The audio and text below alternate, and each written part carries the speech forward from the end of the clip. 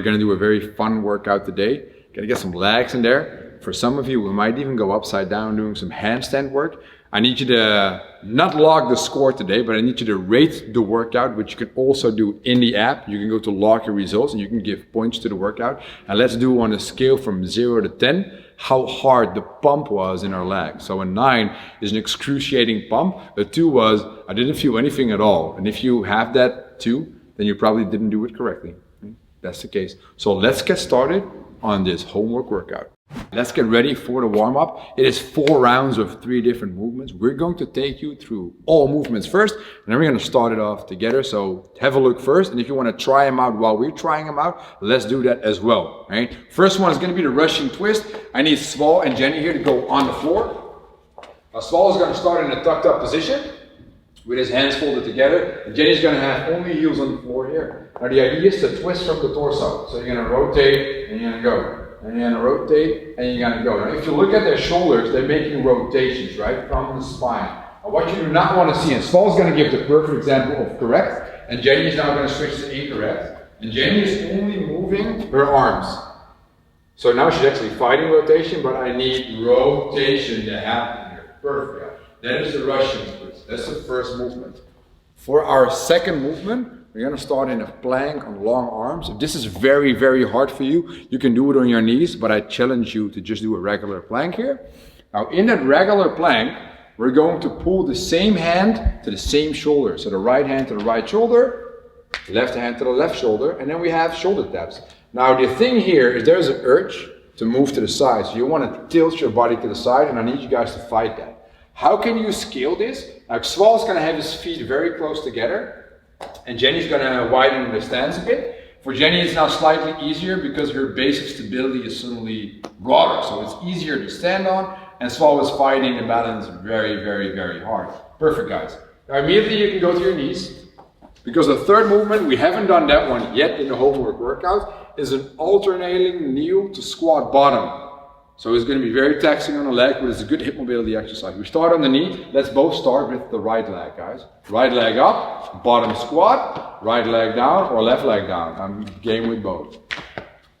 I do want you to try to hit a squat bottom that is comfortable and strong. So full feet on the floor. Hold it for a second and keep moving.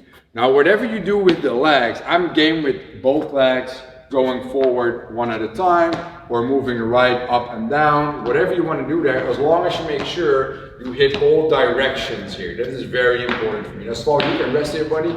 I need Jenny to demo what you need to do when you feel like your knees cannot handle that. In that case, your feet are going to be fully on the floor, so your toes pointing backwards. You're going to sit your butt on your heels. You're going to extend by squeezing your butt, extend your hips up, bring them back down. Here we go. You're going to stand up on top of the knees, you bring them back down. This is a very good exercise, even also for the quads and also for the glutes. Still having that issue there where you have to work your abs to stay in line with the rest. So we just showed you guys the 3 warm-up movements. They're all done for 20 reps. Now it's time to actually start on with the action, and you guys need to join us for all 4 rounds here, right? We're going to do 1 round with you. So let's take a look. Are you guys ready as well? Nice that you're saying yes. We're going to start off with 20 Russian twists all together with the people at home in 3, 2, 1, and let's go. So Jenny is scaling the movement by not having her legs off the floor. She's going to have her legs squeezed together. Sval is in a tucked up position, and they're twisting her torso, both of them, from the middle onwards. Great. 20 reps, alternating, goes pretty damn fast. Then into the shoulder taps, which will also go pretty fast. Where Sval has a narrow stance with the feet, which makes it a bit tougher on the balance, and Jenny has a bit of a wider stance, which gives her a broader base to stand on. You're touching the same shoulder with the hand that comes off the floor. You can opt for slow or for fast reps. I'm game with both. Now this didn't take very long, but now we're going to have the tough movement. And the challenge at home as well, guys, is try to do this unbroken. 20 reps of the alternating kneeling into squat.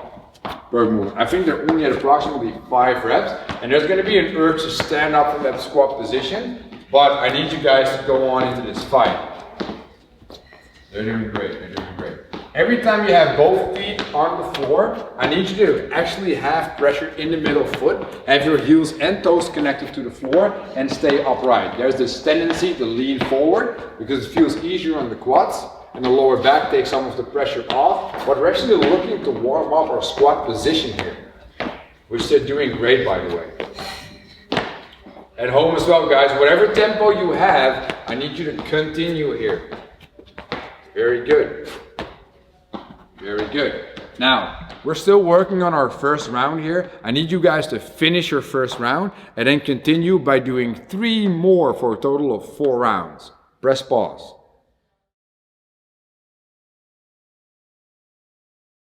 So the second portion of today's session is something we've did in the first week of our homework workouts, which is doing an accumulation of 5 minutes in the bottom of a squat, but now an active hold. So we're not gonna just passively sit there, right? We're gonna aim like we have 100 kilos on our back. We're gonna fight the position from start to finish, and we're gonna try to do all 5 minutes, maybe unbroken, but if you break, you have to continue until you've done all 5 minutes. The goal is make sure you do it better than last time. Now, let's all start on this one together. So get your smartwatch timers ready. Go stand in your position. And we're going to go to the bottom in 3, 2, 1, and go. And hold it. So, a couple of things we're going to look for here. First things are these. I need heels, big toe, little toe, all connected to the floor. I need hips in line with the knees or a bit lower. I need knees to track the toes. And I need you to always try to be as upright as possible. Now, while you're doing this, some of these things might become tougher, but I do want you to, every time again, focus on these 4 little things that I just said. So, heels, big toe, little toe, hips in line with the knee, knees in line with the toes, and as upright as possible. So, they just did about 30 seconds. I need you guys to continue and press pause.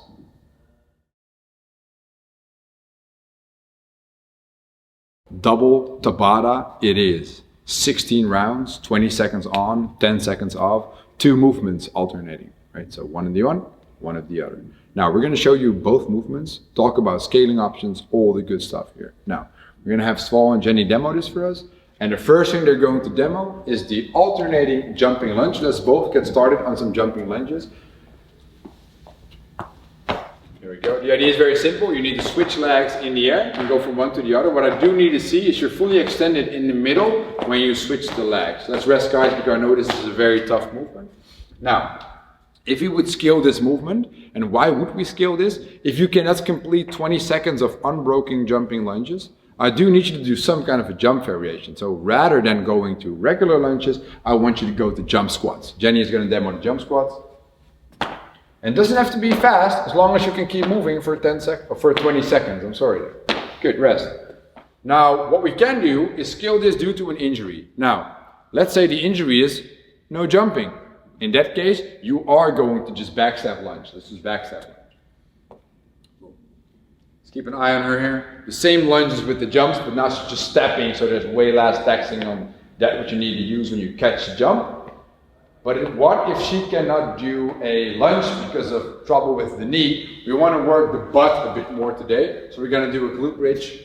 Heels on the floor, 90-degree angle of the knees, hips and shoulders in line, drive the butt up to the ceiling, come back down. Drive the butt up, come back down. Fighting the arch in the back is very important, to always fold your hips around your belly button. Perfect, Jen.